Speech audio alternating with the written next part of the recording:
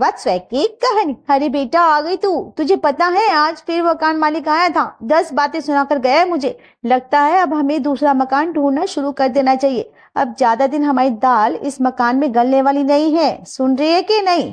Mummy मैंने आपको बोला है ना कि अपनी बेटी पर विश्वास रखो and just wait and watch. अब देखते जाओ कैसे मैं टोपी घुमाती हूँ।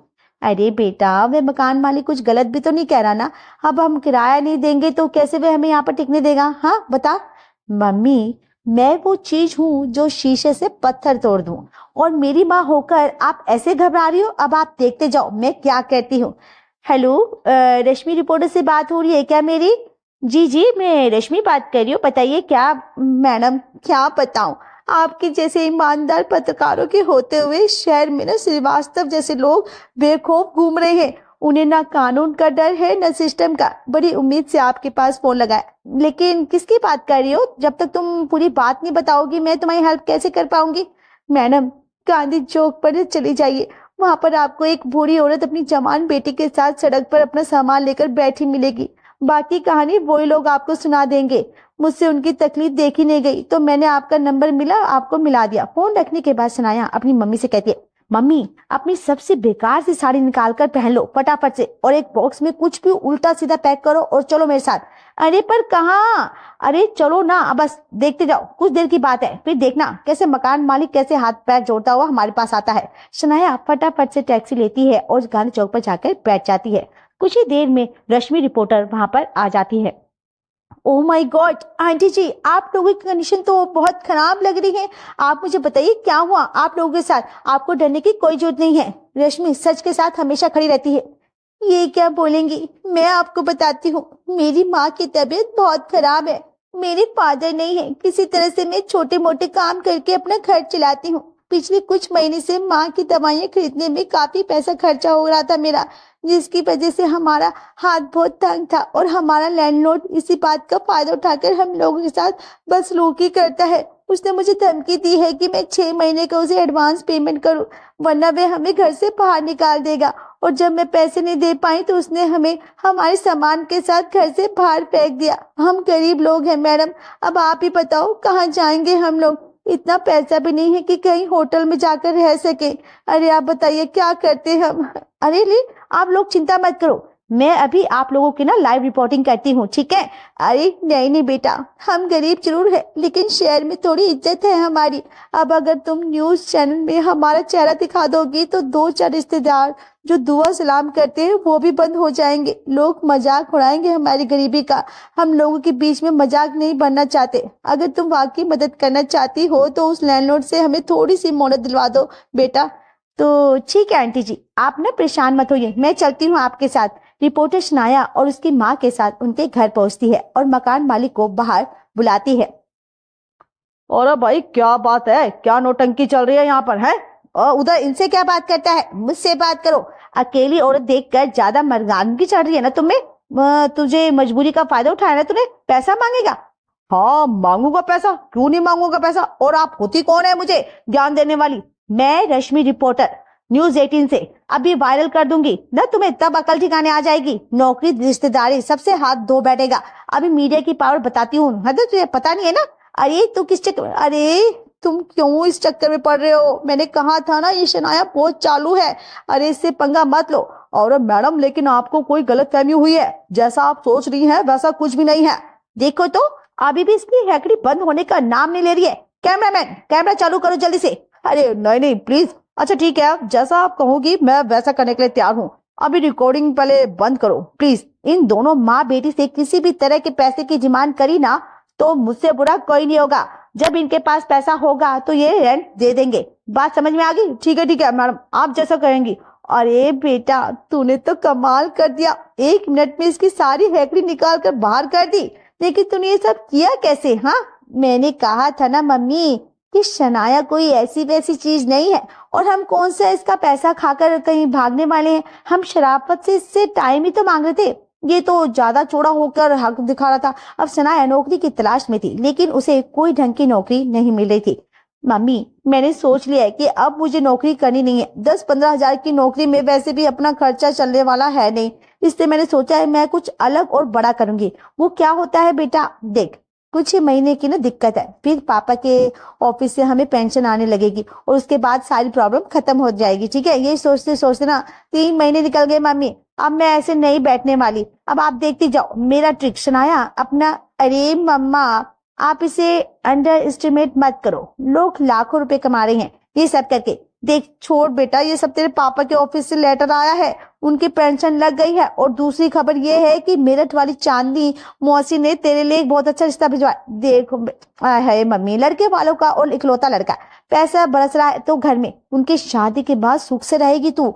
मेरी बात मान ले, ये नाचना कूदना छोड़ दे और थोड़ा समय समझदार लड़कियों की तरह आचार व्यवहार सीख ले। हाँ, तुझे मेरी चिंता करने की कोई जरूरत नहीं है, समझ रही नहीं? पेंशन समय पर आती रहेगी और मेरा जीवन आराम से कट जाएगा।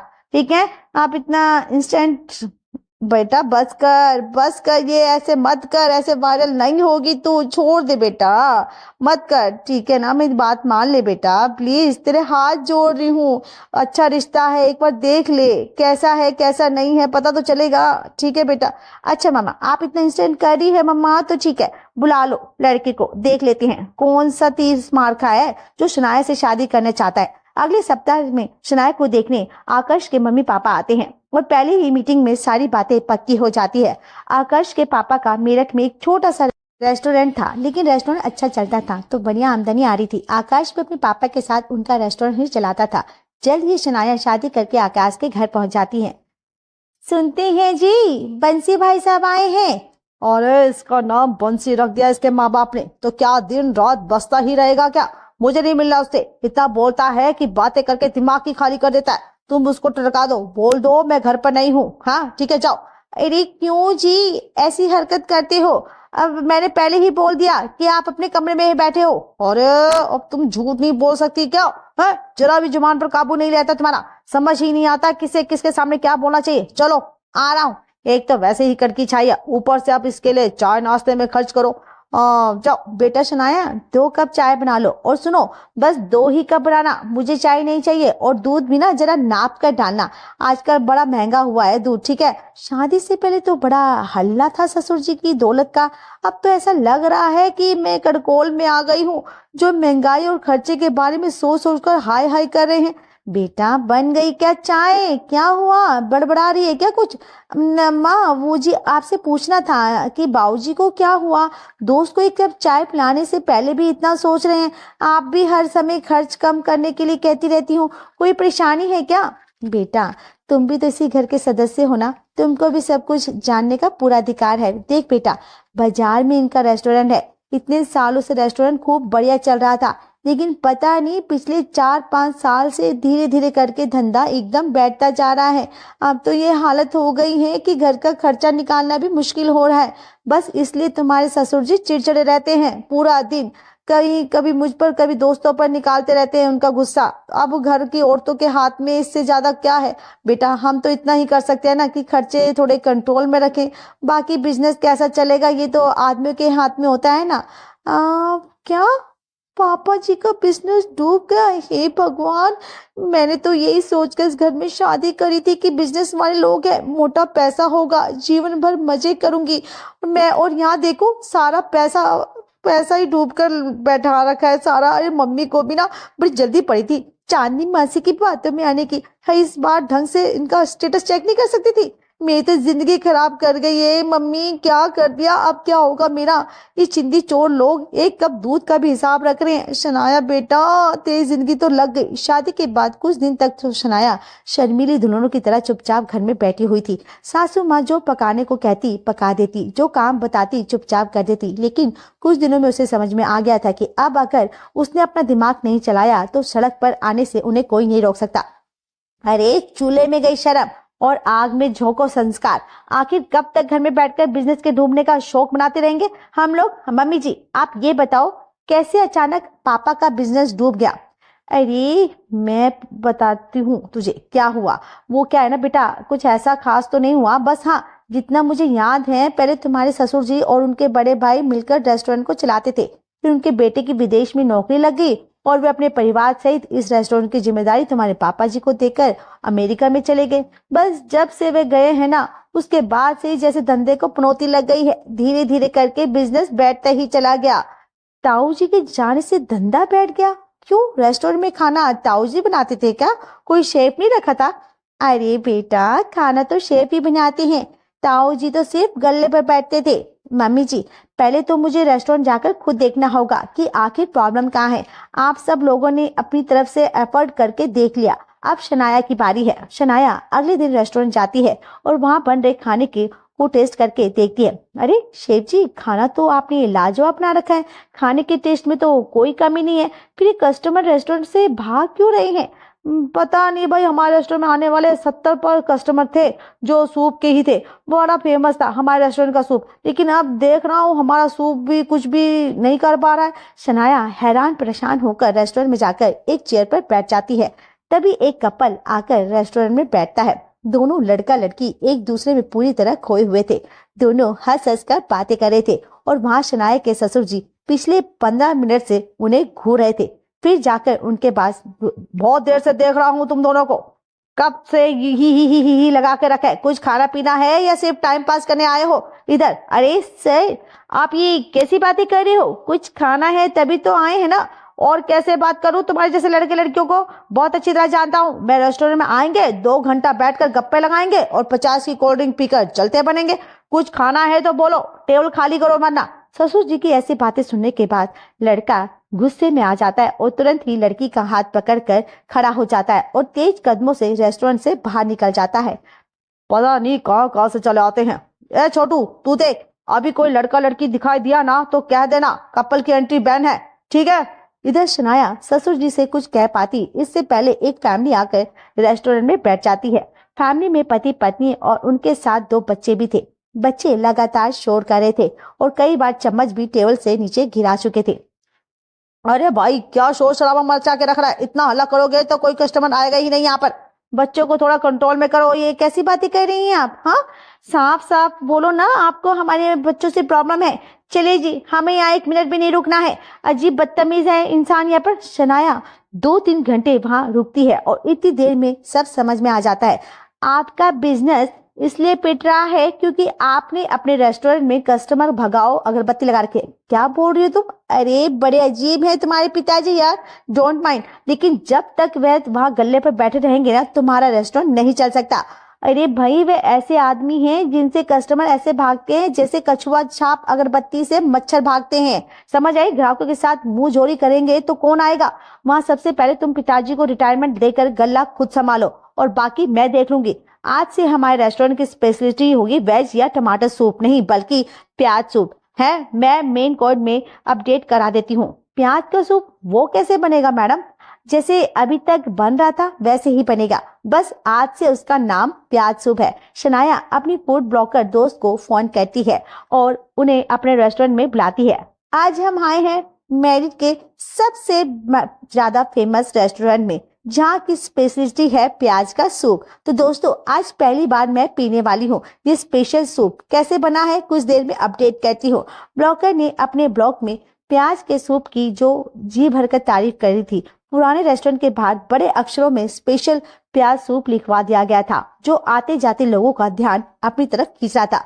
बाहर एक बोर्ड लगाओ, प्याज के सूप की लॉन्चिंग के मौके पर पूरी जनवरी सूप पर 20% की एक्स्ट्रा छूट। व्हाट एन आइडिया सुनाया, तुम्हारे फूड ब्रोकर दोस्त ने तो कमाल कर दिया, ग्राहक बढ़ने लगे हैं। हाँ आकाश, तुमने मुझे ऐसा वैसा समझा क्या? अरे ऐसा कोई काम नहीं जिसे सुनाया ना कर सके। मैं चाहूँ तो सब कुछ कर सकती हूँ। तुम भी थोड़ी बिजनेस टेक्निक सीख लो मुझसे। ये 90 के दशक के व्यापारियों की तरह व्हाइट शर्ट पहनकर हिसाब देखने से काम नहीं चलेगा। लोगों के बीच अपनी जगह बनाते रहना पड़ता है। देखो, जनवरी बीतते ही फरवरी आएगी और फरवरी यानी लवर्स का त्योहार।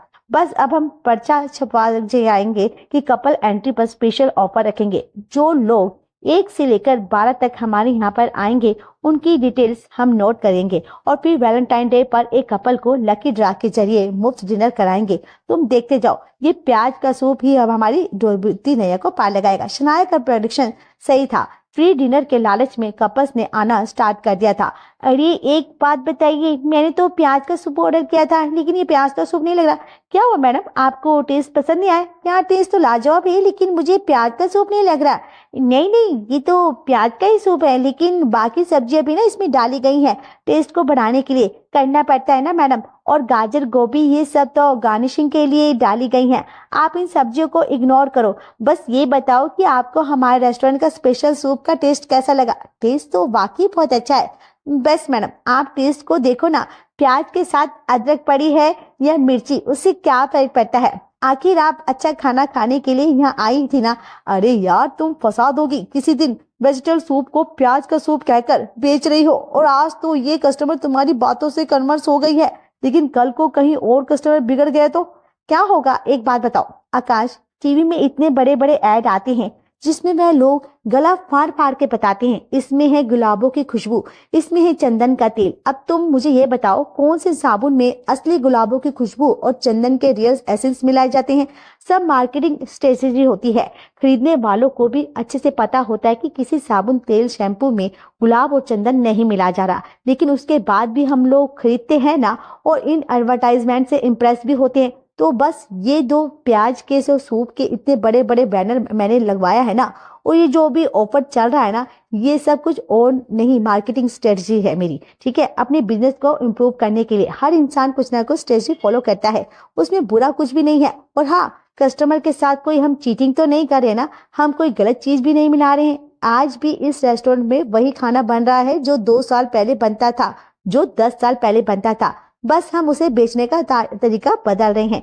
इसमें कोई भी बुराई नहीं है, तुम टेंशन ना लो, मैं हूं ना, सब देख लूंगी। शनाया एक के बाद अपने फूड ब्लॉगर दोस्तों को बुलाकर अपने रेस्टोरेंट का बढ़िया एडवर्टाइजमेंट करती है, और वह एक दिन के बाद तीर तीर चलाती रहती है। कुछ ही दिन में मेहनत का फल ये निकला कि रेस्टोरेंट का लगभग ठप हो चुका काम तेजी से चलने लगा था। कस्टमर की भीड़ लगने लगी थी, और इस तरह ससुराल में आए पैसों की कड़कड़ी शनाया के प्याज की सूप से दूरी हो गई थी। मान गई तुम्हें शनाया, तुमने तो बिजनेस एंड मार्केटिंग में कोई कोर्स भी नहीं कर रखा, उसके बाद भी तुमने हमारे लगभग दम तोड़ चुके बिजनेस को फराटा भर के दौड़ाना शुरू सिखा दिया है ना। वाकई में तुमसे इम्प्रेस हूँ, पापा भी बहुत खुश है। अरे मेरे साथ रेस्टोरेंट चलेंगे और गला संभालेंगे, तुम मुझसे हाथ जुड़वा लो। आकाश पापा जी को भी ना परमानेंट रिटायर कर देंगे, और दुकान की जिम्मेदारी हम दोनों मिलकर संभालेंगे। बड़ी मुश्किल से जुगाड़ लगाकर मैंने बिजनेस को चलाया है। पापा को गले पर बिठाकर तुम ना फिर से वही कछुआ अगरबत्ती। अगर हमारी वीडियो आपको पसंद आए तो हमारे चैनल बर्ड्स वेब को सब्सक्राइब करें, लाइक, शेयर और कमेंट्स करना ना भूलें। Thanks for watching.